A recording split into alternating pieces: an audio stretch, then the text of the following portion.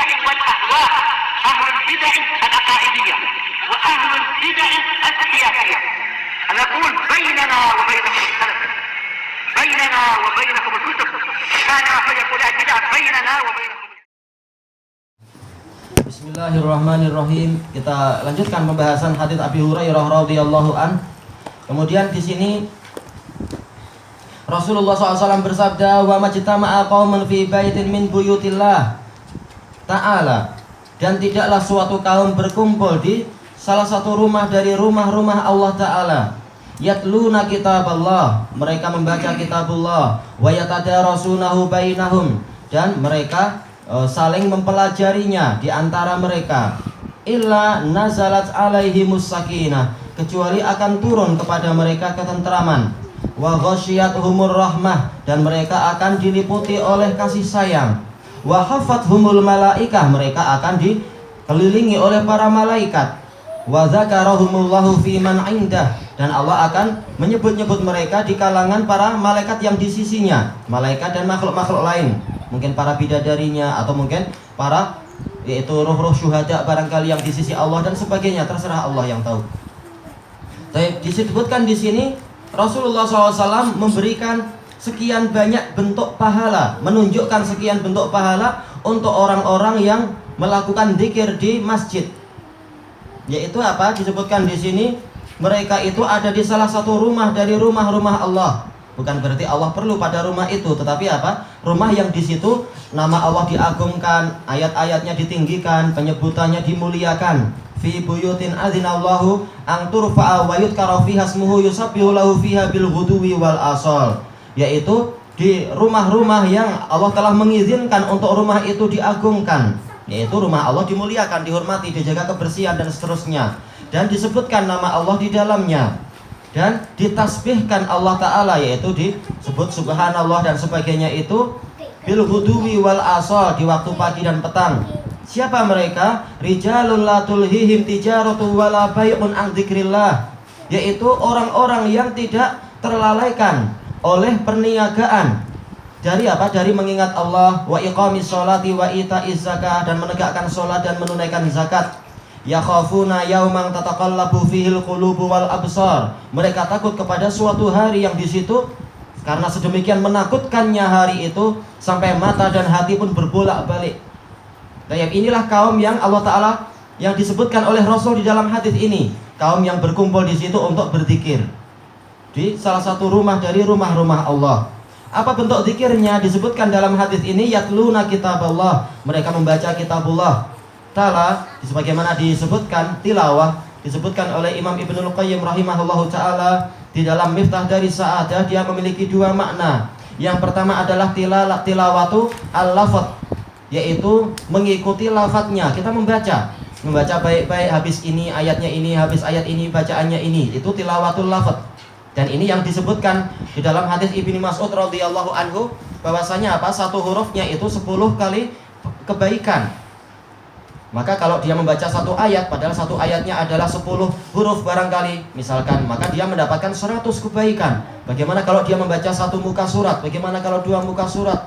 Bagaimana kalau seperempat juz? Maka tentunya ini adalah dia keluar dari masjid dalam keadaan telah mencatat kebaikan yang sangat banyak. Baik, ini yang pertama, tilawatul lafadz. Yang kedua adalah tilawatu al-makna, mengikuti makna. Kita tahu talayatlu itu artinya adalah mengikuti.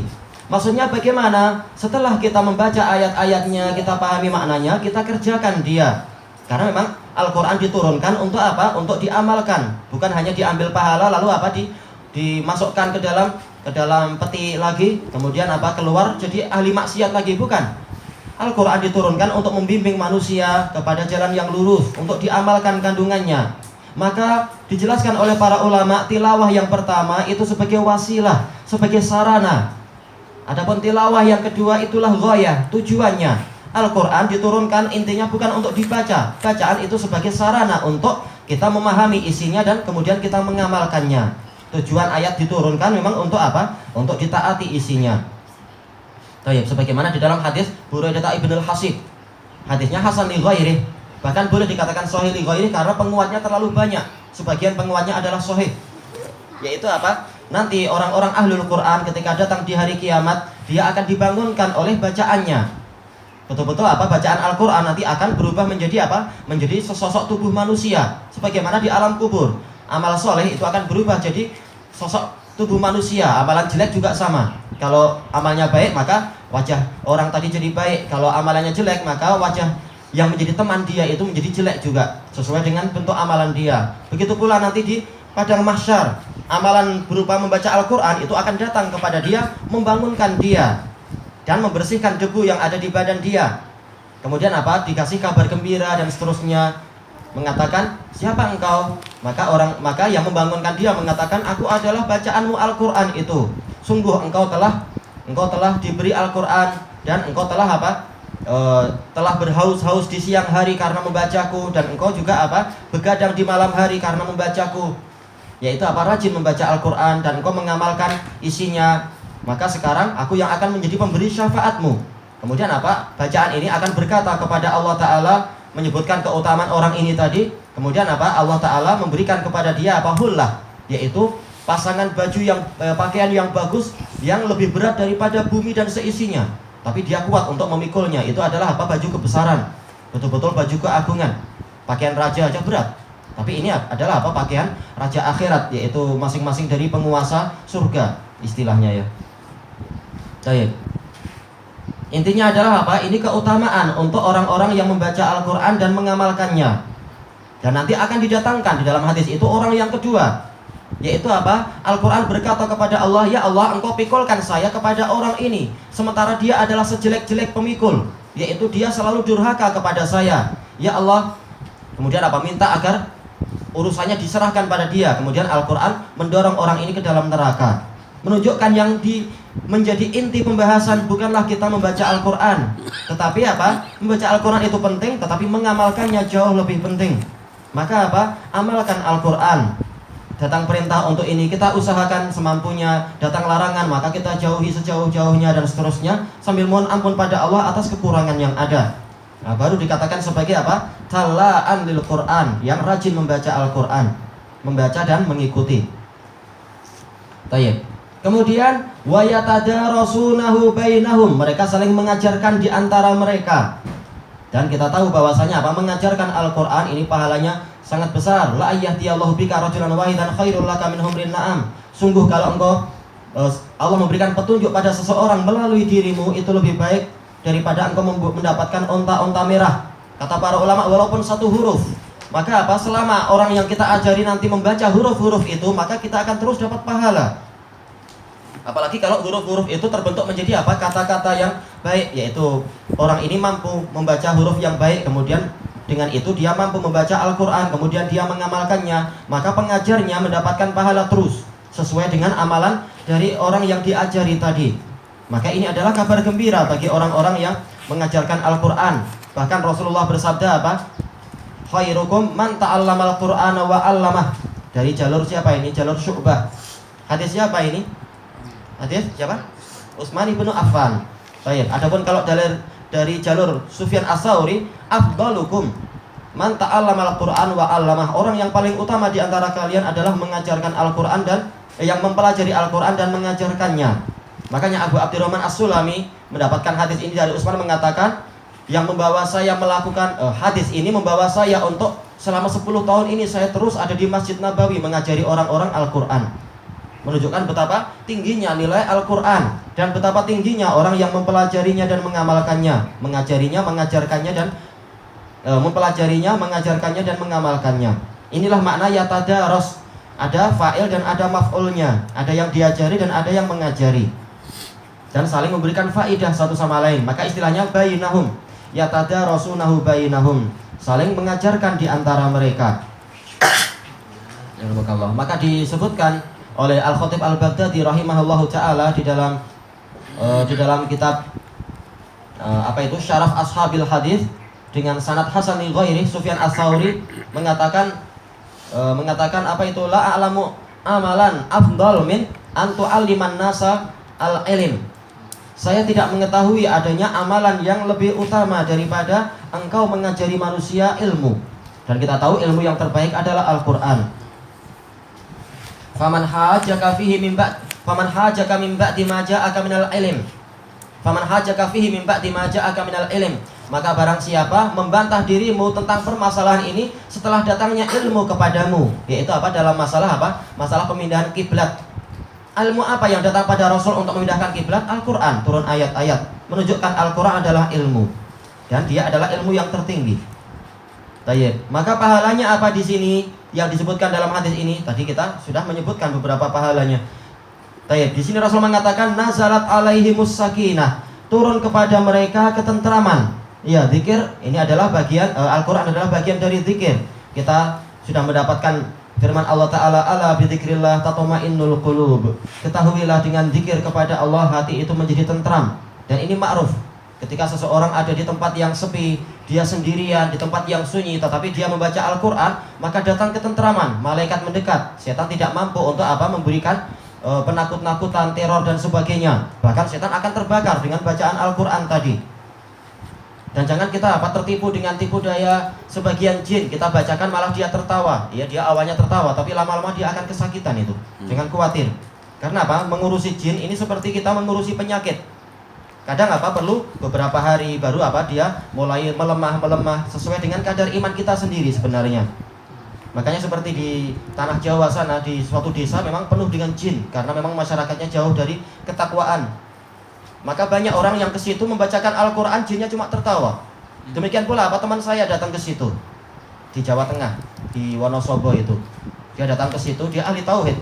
Dia baca ayat kursi, ternyata jinnya datang. Enggak lari, datang dengan badan setengah aja. Ngatakan assalamualaikum. Enggak dia baca terus, akhirnya jinnya lari. Enggak tahan juga. Ini memang harus adu kuat. Jangan lihat penampilannya, oh dia hebat sekali dah, saya menyerah. Jangan menyerah, hantam terus, lama-lama akan kalah itu. Selama kita adalah di atas kebenaran dan mereka yang di atas kebatilan. Maka tetap yang namanya Al-Qur'an itu kalau dibaca dia akan mendatangkan ketentraman bagi orang-orang yang beriman kepada Allah Ta'ala. Tidak perlu kita merasa ragu-ragu. Memang jin berusaha menjadikan kita ragu. Bagus nggak bacaan? Sudah betul nggak bacaan saya? Seperti dulu yang di Ambon ada murid kemasukan jin. Kita bacaan Al-Qur'an malah dia bilang bacaan Ustadz bagus lah. Ini nggak takut dia. Tapi nggak bacakan terus, lama-lama dia akan kalah. Jangan terprovokasi dengan gaya dia seakan-akan tidak apa-apa itu. Dan seterusnya kelanjutannya waktu yang akan datang insyaallah, wallahu a'lam. Ada satu hadis menunjukkan tingkatan kita dari syurga tu mengikut bacaan amalan Quran. Dibacakan boleh naikkan, baca naik. Memang dalam hadis Abdullah bin Amr ibn al-As radhiyallahu anhuma, Rasulullah SAW bersabda, yuqalu li ahli al-Qur'an iqra wartaqi, iqra warattil wartaqi fa inna manzilataka fi akhir ma qara.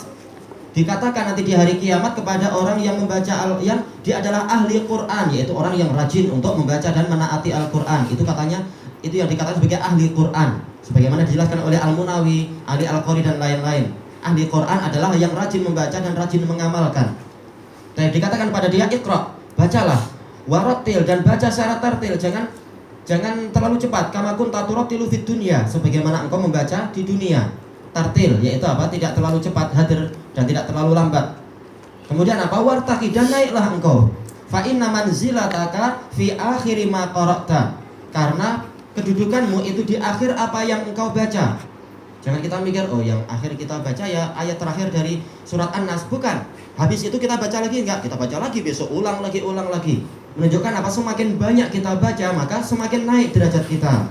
Makanya Imam Ibnul Qayyim rahimahullah ketika menjelaskan hadis ini hadis diriwayatkan oleh Abu Dawud dan lain-lain, ini menunjukkan bahwasanya derajat di surga bukan hanya 100. 100 itu adalah untuk orang yang mati syahid. Tapi kalau orangnya rajin baca Al-Quran, derajatnya lebih tinggi lagi. Sementara kita tahu bahwasanya ayat Al-Quran alal khilaf, tapi jumlahnya secara umum berapa? 6.666. Minimal adalah 6.000. Ada khilaf tentang masalah bilangan ayat karena sebagian membagi ayatnya itu agak lain, membagi tanda berhentinya. Tapi intinya kalau kita membaca Al-Quran dari awal sampai akhir, kita sudah mendapatkan berapa? Kalau amalannya diterima oleh Allah, 6.666 derajat. Gimana kalau habis itu kita baca lagi, maka menunjukkan memang derajatnya sangat tinggi. Memang inilah di antara dalil yang menunjukkan memang bahwasanya Al-Quran itu termasuk yang menyebabkan derajat itu naik. Sebagaimana hadis ini dan juga sebagaimana hadis Hadis siapa itu? Umar bin Khattab radhiyallahu anhu. Rasulullah bersabda, "Innallaha yarfa'u bihadzal kitabi aqwaman wa yadh'u bihi akharin." Sesungguhnya Allah mengangkat dengan kitab ini kaum-kaum dan Allah akan menghinakan dengan kitab ini kaum-kaum yang lain yang mereka tidak mengimani Al-Qur'an atau mereka meremehkan Al-Qur'an dan seterusnya. Baik. Wallahu a'lam. Baca saja. Kenapa? Membaca saja tanpa dapat fadilah itu dah. Kalau membaca dapat pahala 10 kebaikan setiap hurufnya.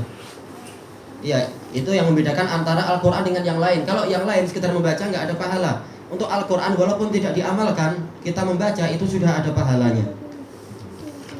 Kenapa? Berkaitan dengan yang tadi yang mereka masih akan tubuh Al-Quran itu akan jadi satu susuk tubuh. Bagaimana batas kita mengatakan itu maknanya Al-Quran itu makhluk. Amalan. Kita sudah bilang tadi amalan, bacaan. Bukan Al-Qur'an. Al-Qur'an makruh yang dibaca, tapi qiraah yaitu amalannya. Lalu dijadikan dijemurkan sebagai susuk tubuh kan. Iya. Apa yang disosok tubuhkan bukan al-makruh tapi qiraahnya, amalannya. Salat, zakat, haji dan seterusnya. Amalan dia yang dirubah. Adapun Al-Qur'annya dia kalamullah.